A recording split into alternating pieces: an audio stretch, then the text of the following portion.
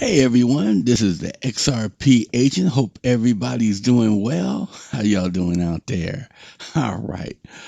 Trying to do a live stream. We'll see how that works out for me. So bear with me. All right. So let me wait a few minutes and see if we can get some people onto the stream. Now, I'm new at this, so if we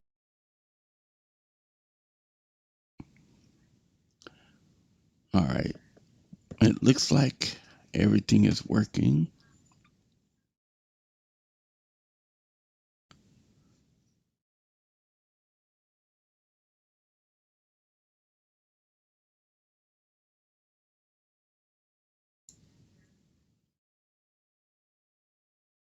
So let me check and see if my little tweet went out for my live stream. So if anyone's there, let me know. I need to hook up a chat box in my feed. So we'll see how that does. Um,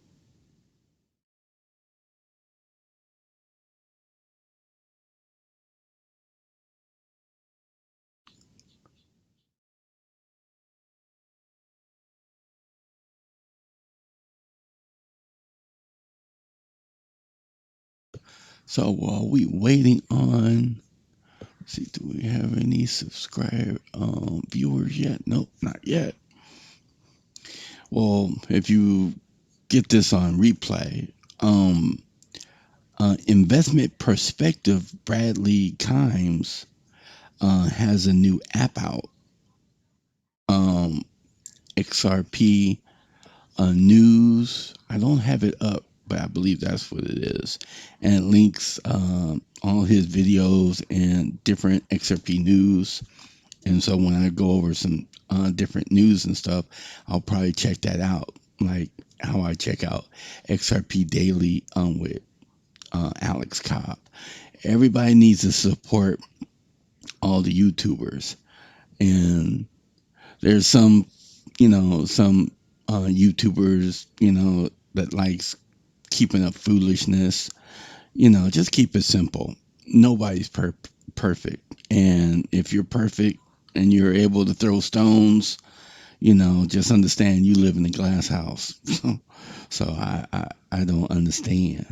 So yeah, so just make sure that you have your house in order before you start being mean and evil to other people. All right. So, all right.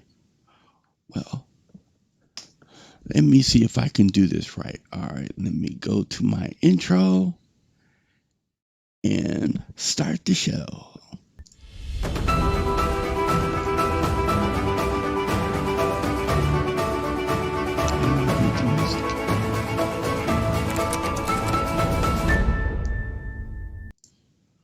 Well, hey, maybe still have some work to do. I didn't hear the music on that, but hey, this is the XRP Agent, the digital asset news that you can use. Okay. All right. So let's get into the numbers. All right. So right now, BTC is at 8,626, and the BTC dominance is at 66.53%. Okay. Now Ethereum is at 185, and XRP is at 26 cents. 26 cents. Okay. So just about everything is in the green. We have Link is in, well, everything, just about everything is in the red. I was looking at the green, but yeah, mostly everything's in the red. Litecoin is up, you know, 0.13%. You go, Litecoin. So, but yeah, so. The main three, BTC, Ethereum, and XRP, all like under the weather, as you may see. So, we have any viewers? We have one viewer. Yay! Hi, one viewer. Make sure you like and subscribe. All right. So, all right. Let's see what Mr. B XRP is talking about today. Dear world, dear world, you're not paying attention to what's happening. Ripple is moving the world money as easy as email using XRP. Consider yourself notified. Sincerely, Mr. B XRP. What he's referring to is the new Ripple drop. So Ripple just dropped a new video, and let's check it out. I hope that music's not copyrighted. Hey, I'm Reinhard Kate, and this episode of the Ripple Drop, we are at the Haas School of Business, and we're taking a look into Ubri Connect and the Spring Interoperability Hackathon. Ethan, what's the goal of the hackathon tonight? So the goal of the hackathon is really to engage with the developer community, mainly a lot of the students that are here that are working on blockchain and various cryptocurrencies. We've released a new API that drastically simplifies how you interact with the XRP ledger. We recently released a new SDK, the Spring SDK. Previously, a developer would have to write 100 lines of JavaScript, for example, in order to actually just do a simple transaction on XRP ledger. Now, using this SDK, an iOS developer who writes in Swift can actually just use 10 lines of code to do the exact same thing. We're going to make it available in a variety of different languages to support the entire world of developers. Lauren, this has been an incredible conference. Tell me, what is Ubri Connect? What's it about? The University Blockchain Research Initiative, as we fondly call Ubri, is an initiative to get schools educating, adopting, innovating in blockchain cryptocurrency and fintech. And we got a lot of good feedback that they wanted to not only collaborate with Ripple, but they wanted to be collaborating with each other. So we formed this academic convening so that we could get everyone together in one space. So do you think you'll see more and more schools in the future using Interledger and XRP Ledger for building applications, developing the technology? Now that they have the tools, schools are going to be using XRP Ledger and ILP Interledger to be building. Congratulations on winning the hackathon. Tell me about your app. How does it use the Interledger protocol and/or XRP? Sure, so this application is basically built on top of Interledger. So we use the protocol called SPSP, which is on the application layer of Interledger, that allows us to exchange payment information and trigger an Interledger payment. So the beauty of that, we don't have to care about the currency that we're using. We can rely on Interledger's built-in parameters and built-in settlement engines to use any currency that is supported by Interledger. So as long as there's a settlement engine for it, we can integrate it into our application. Going forward, the next step would be to integrate XRP, which already exists, and once more settlement engines are created, we can start integrating those into the application. All right. So XRP is basically laying the foundation and moving forward. And a lot of people's complaining about the price. Oh, is that 30 cents? Is that 25 cents? But you got to understand, it's like laying the foundation to a home or a skyscraper or a building. I'm in real estate, so I kind of throw things in real estate terms. Before you can have any kind of structure, you need a firm foundation. And I believe it's last week or the week before, Brad Garlinghouse was saying, well, I know that everyone wants us to just open up the floodgates and just have everything off and running. Flip the switch, maybe you would like to say. But you can't, because we don't have the necessary permission, the clarity, and the proper, how would you say it, regulation certainty, if you will, to have everything approved before we can just start selling currencies in different countries and different uh, cities around the world, we need to make sure that we have everything in place. And then gradually that will happen. Now, I believe it was the Working Money channel. He had a very good post about this person that invested in Ethereum. And, he went all in and he came out a winner, but it took years and patience. Now, if you don't have that type of, how would you say, mindset or stamina to ride out the roller coaster of the market, then turn it off. You know, invest, put it on a ledger, and just forget about it. I would say, hey, check up on your investment from time to time because different things happen and different um, updates happen. Now, I was watching another YouTuber. He mentioned that he wiped his phone.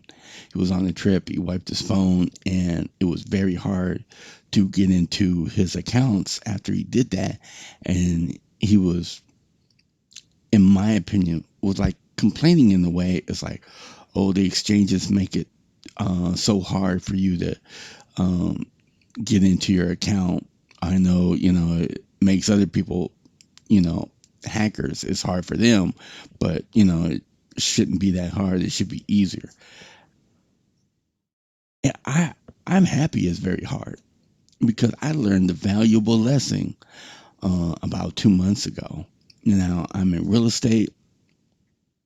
People can find me easily, maybe easier than maybe some of these other YouTubers. But if a hacker wants to find out your name, they can. And once I started studying about, you know, how hackers find your information, I was like, what? Like I updated my home internet. So I used to have AT&T, now I have some other courier. But one thing I've learned is like I had my name on my internet connection as my name. So if they knew me online, and they's like, oh, he's in Los Angeles, you know, they do a little search and find my network, you know, uh, the XRP agent. I was like, oh, there he is, and they can just go to town on that.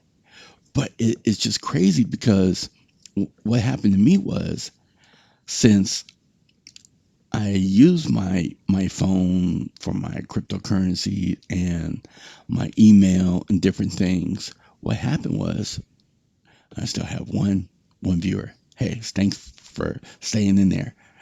But one thing I've learned was um, that once they had my phone, some kind of way they sent me like maybe like a Trojan horse or something, and it kept on alerting my phone I needed to do an update. I'm like, the update was like kind of off, and I'm kind of techie, but it was very aggressive, and I know it was kind of funny because it would like try to be like aggressive late at night or early in the morning. It was like kind of out of my time zone. And I was like, wait a minute, what is this? And it's like you can't like, like if you have it on a update. Now I have a Samsung phone, so it was like a critical update. I was like, this is like different from any other update. And I was like, nah, I cancel it and wait until I'm in the maybe at home or a better location for me to do the update where I won't need my phone because sometimes when you do those updates, you just have to make sure everything's backed up because sometimes things don't get installed back properly. But this was very aggressive, And so I was like, well, forget it. Let me just click on it. And once I did that, I noticed that my phone was acting strangely and it signed me out of everything. So once I signed back into my email, my my my YouTube, my other accounts, and my cryptocurrency accounts, um, they had all my information. And since I didn't have two-factor authentication, my authentication was a text message back to my phone. They rerouted everything, so I didn't even see anything. The only thing that alerted me that I had an issue was first, my phone was tripping. So I was like, wait a minute, something's not right. Then, since I was still at home before I left for work, I was like, man, why I can't log into my accounts? And I'm not thinking of it, it's not, I'm not putting two to two together right now. But I'm online, I'm in my email on my home computer, you know, and I get an email stating, that they suspended my email account because it looks like it's been logged into in a different country. I'm like, what? And then I'm like, from there, I'm like, oh man, let me check my accounts. And my Binance account was cleared out. My Coinbase account, and it was lucky I was able to. Uh, I had I guess the Coinbase app was still open on either my computer or my phone. I forget which one, but I was still able to log into it. I was able to. It was still open, so I can just go into it. And they changed they put two-factor authentication on both my accounts, and um, the only way that I could see the last four digits of the number was because one of my accounts, either my computer or my phone, was still logged in, and I saw a pending transaction for Bitcoin, and I contacted Coinbase, canceled the transaction, and good thing they wanted Bitcoin because my XRP would have been gone. So that's a lesson learned. Now the person was saying that they wiped their phone and it was hard to get into those accounts. I didn't use two-factor yeah, tongue twister, Google Authenticator back then, but now I do. And with Coinbase help, I was able to retrieve my funds, and it took almost a month, but luckily I retrieved my funds. But my Gmail, all my my crypto accounts, it has the Google Authenticator on there, and I've learned because I didn't really know how to set it up, so I went to CryptoDad. Now you can go to CryptoDad. Let me see, CryptoDad. Go over here.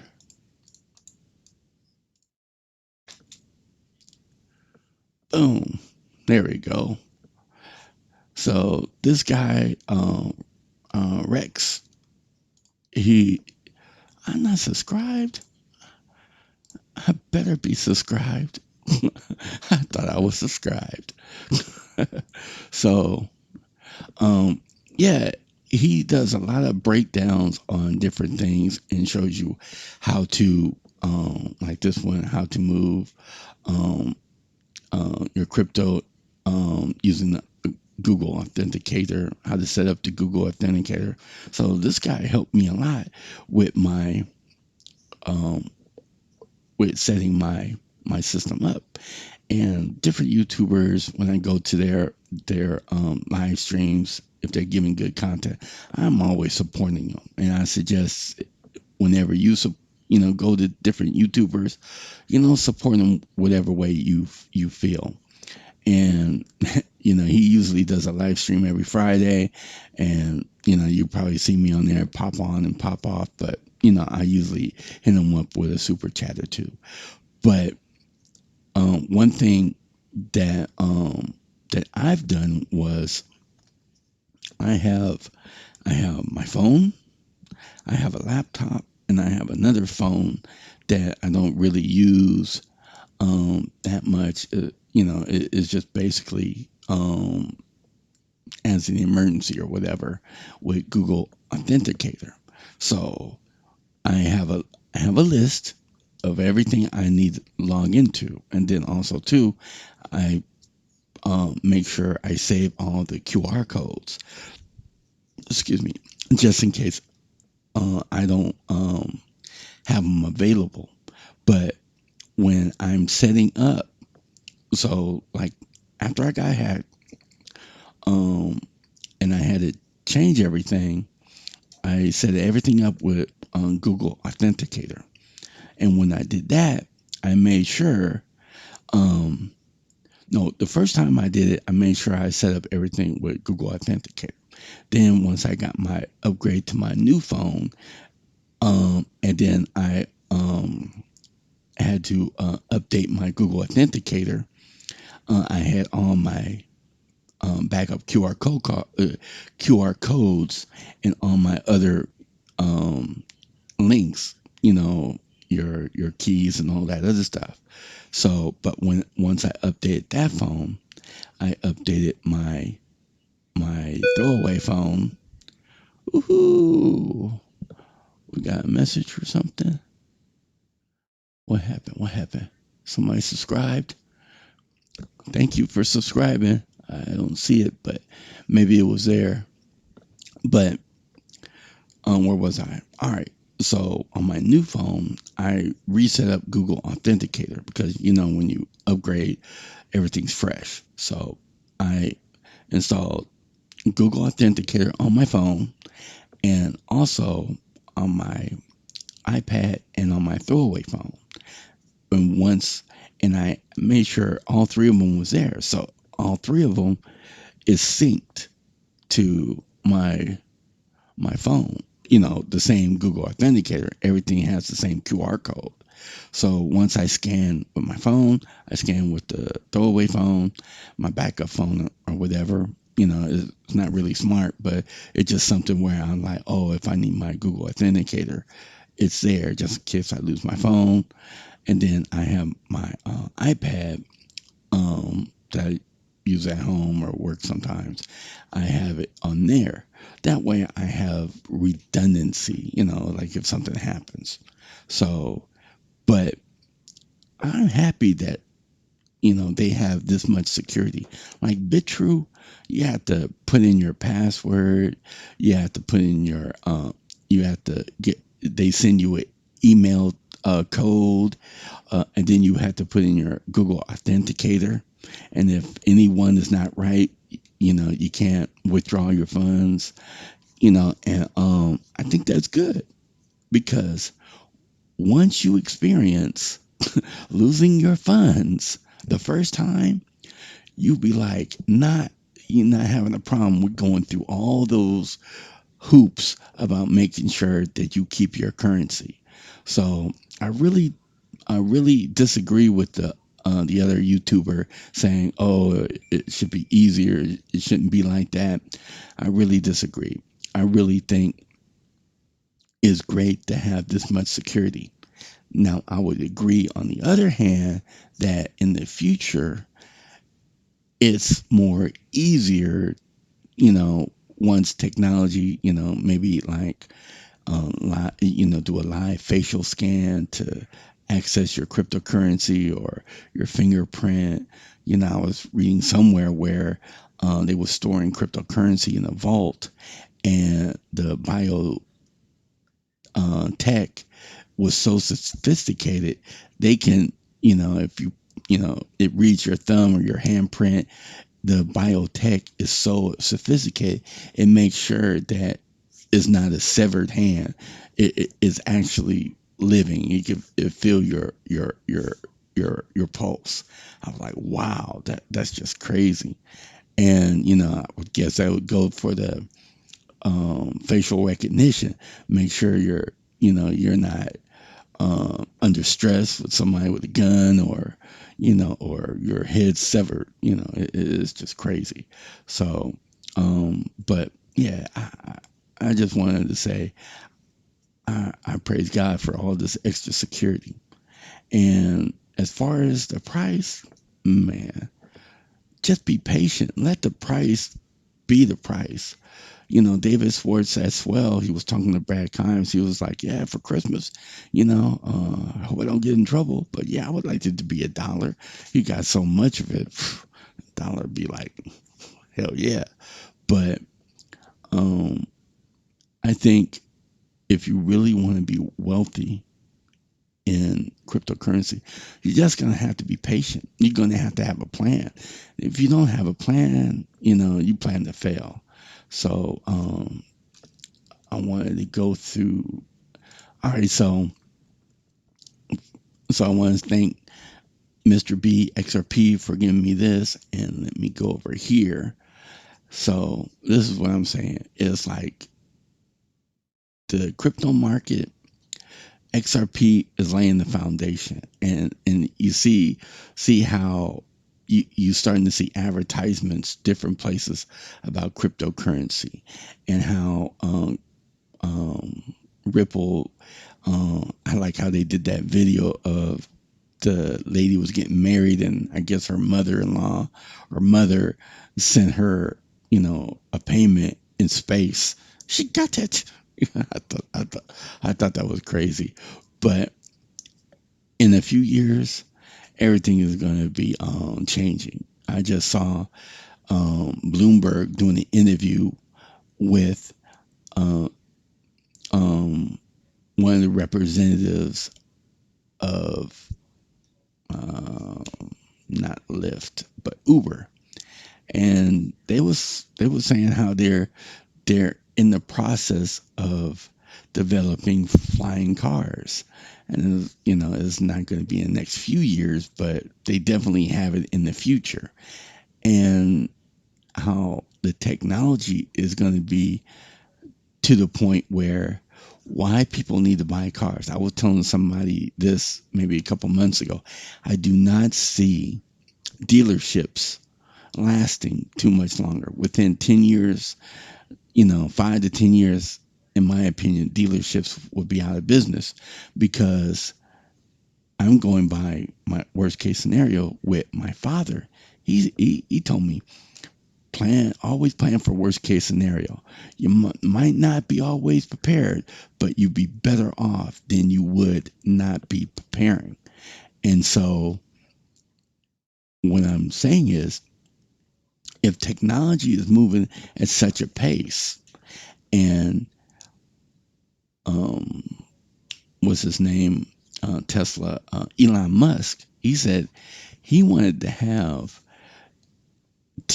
the Tesla's the 3 Series. There's so many of them out there where you can use your app and it'll drive to your house and you just hop in it, and it'll just take a matter of seconds.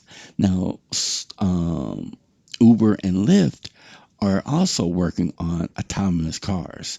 Now, put two and two together, or two and one together, you get three. All these people are working together. They see the future.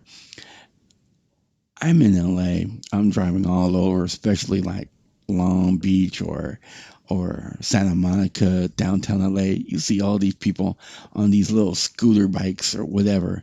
You didn't see them 2 or 3 years ago. If you did, it was very seldom. But now they're everywhere, and it's like you see a pile of them on the corner sometimes. Now imagine that when you're waking up. You know, you could be in the suburb, you could be in the city, you could be anywhere, and be like, tap on your phone, say, "Hey Siri, I need an Uber," and or Tesla, and one pulls up at your house, or they're just sitting there at the corner, and you just hop in one, and it autonomously drives you wherever you want to go. It's coming. And in that interview, um, the spokesman for Uber says, I do not see the children this year or next year or further out. Once they get grown, they will not need to know how to drive. Driving will probably be obsolete. And I was like, yeah, that's probably true. So, but I still got one follower. I wonder if that's me. So I hope you like the show, this episode, and if you like it, please subscribe. I'm trying to grow the channel. So if you like the content, please subscribe. Also, I'm going to tweet and see if it gets any traction. I'm not a baller, but I'm trying to get at least 1,000 subscribers. So the first 1,000 subscribers that subscribe to my channel, that leaves me a message in my video, or tweets to me that said that they followed my channel, and I have it set up where I get an email, so I'll verify it. I give them 1 XRP. So using the XRP tip bot. I'm not rich, but hey, we'll see how that go. So I don't know if it's a bribe or whatever, but I'm just trying to give back to community because I appreciate you taking your time to watch my stream. All right, this is the XRP agent. God bless and take care. Until next time.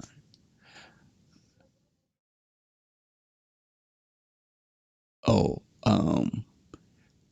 Crypto Insomniac. Hey, Crypto Insomniac.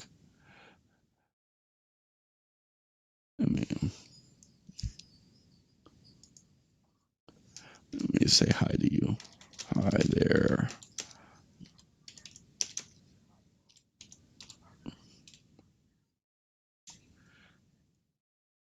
Hey, what's up, good sir? Am I subscribed to your channel? Let me see.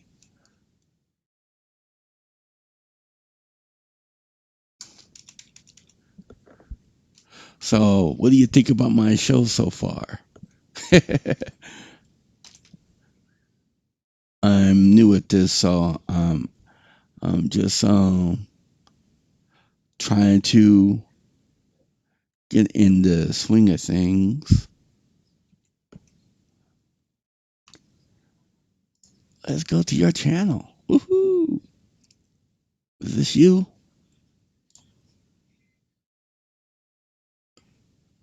Put this on mute.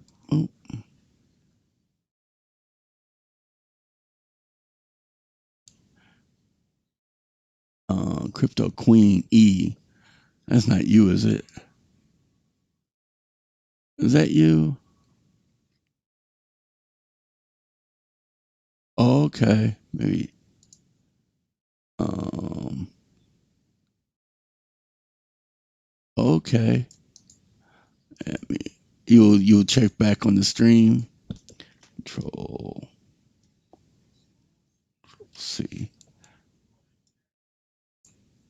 Paste. I guess is that was that your station, your channel? I was trying to give you a little shout out. All right. Well, after the stream, I'll check your channel. If anybody sees the stream, give Crypto Insomniac a follow.